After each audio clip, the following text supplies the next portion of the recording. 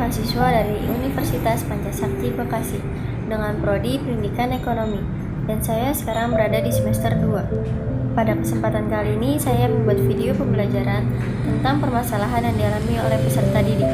Dan video ini juga merupakan salah satu tugas ujian tengah semester mata kuliah Perkembangan Peserta Didik yang diampu oleh Ibu Dosen Pengampu Eka Putri SPD MPD.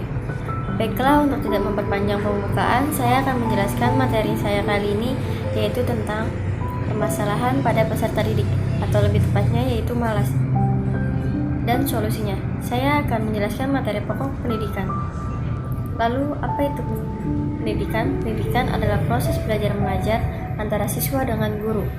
Tujuan dari pendidikan adalah agar siswa memperoleh ilmu, pengetahuan, keterampilan, sebagainya yang menunjang untuk kehidupannya kelak. Pendidikan juga merupakan salah satu faktor yang sangat penting dalam perkembangan seseorang. Lalu, apa itu peserta didik? Peserta didik atau anak didik adalah setiap orang yang menerima pengaruh dari seseorang atau sekelompok orang yang menjalankan kegiatan pendidikan. Masalah-masalah yang dihadapi oleh anak sangatlah banyak. Guru harus bisa memahami karakteristik masing-masing individu anak didik.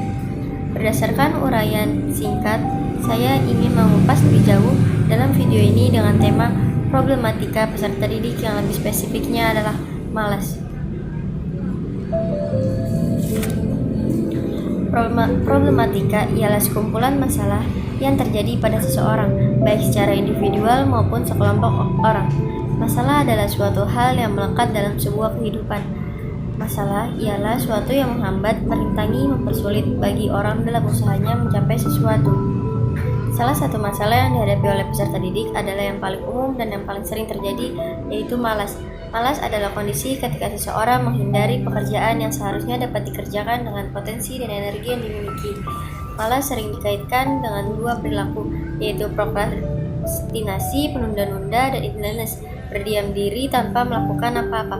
Nah, penyakit malas ini sangat umum terjadi pada peserta didik di dalam pendidikan sekarang. Perlu diketahui, penyakit malas adalah penyakit yang sangat klasik karena terjadi pada tiap waktu. Penyakit malas ini datang tanpa kita sadari dan tanpa kita duga. Contohnya saja, kita menunda untuk belajar, padahal kita tahu bahwa besok sudah ulangan ataupun ujian. Dan biasanya para orang tua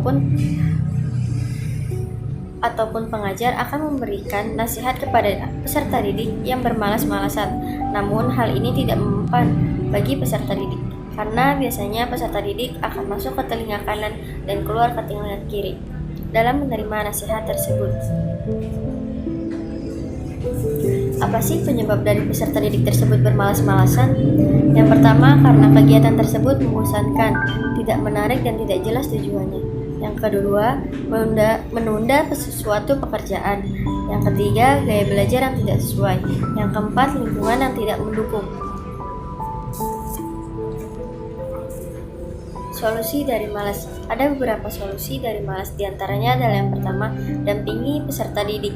Maksudnya adalah dengan mendampingi para peserta didik untuk mengetahui gaya belajar yang efektif untuknya. Peserta didik akan termotivasi dan orang tua pun akan lebih mudah mengarahkannya.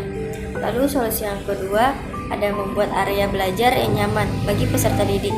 Maksudnya adalah lingkungan rumah dan juga harus kondusif dan mendukung para peserta didik untuk belajar. Orang tua bisa menyediakan suatu ruangan atau tempat khusus di rumah untuk para peserta didik belajar dengan kursi dan meja belajar yang nyaman. Solusi yang ketiga, cari tahu cita-cita peserta didik. Maksudnya adalah orang tua dapat berdiskusi dengan para peserta didik mengenai apa yang dia inginkan ke depannya, menyadarkan peserta didik terhadap tujuan hidupnya, serta memberitahu apa yang harus dilakukan untuk meraih cita-cita tersebut. Sekian dari pembahasan saya, yaitu tentang permasalahan peserta didik dan solusinya. Semoga apa yang saya sampaikan dapat memberikan manfaat dan bisa diterapkan di dalam kehidupan sehari-hari. Saya mohon maaf jika terdapat kesalahan yang disengaja maupun tidak disengaja. Saya akhiri, wassalamualaikum warahmatullahi wabarakatuh.